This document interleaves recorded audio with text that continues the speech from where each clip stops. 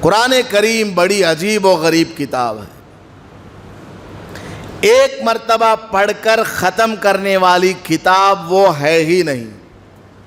قرآن کا نام ہی قرآن ہے۔ قرآن کا مطلب کیا؟ بار بار پڑھی جانے والی کتاب۔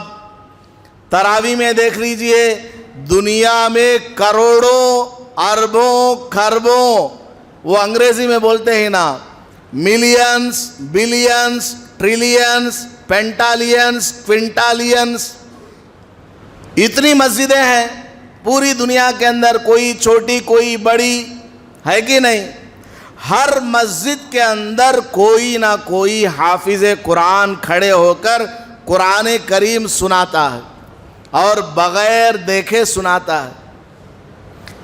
دنیا میں جتنی کروڑوں مساجد ہیں اس میں اس قرآن کو پڑھ کر کے سنا جاتا ہے۔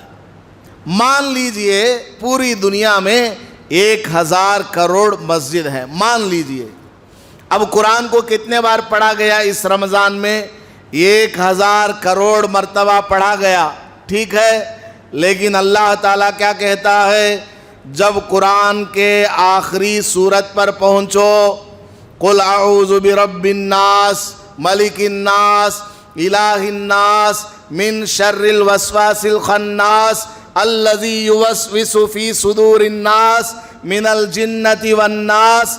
جب یہاں تک پہنچو قرآن کو ختم نہ کرو، اگرچہ 1000 کروڑ مرتبہ قرآن کو پڑھ دیا گیا، نہیں، یہ قرآن اتنے بار پڑھنے کے بعد بھی کافی نہیں ہے۔ پھر بسم اللہ کر، الحمد کا سورہ پڑھ اگلی رکعت میں، اس کے بعد میں سورہ بقرہ پڑھ کر کے یہ بول کہ اے اللہ یہ قرآن ختم ہونے والا قرآن نہیں، اس کو میں دوبارہ سٹارٹ کر رہا ہوں، اس کو میں دوبارہ سٹارٹ کر رہا ہوں، پڑھنے جا رہا ہوں۔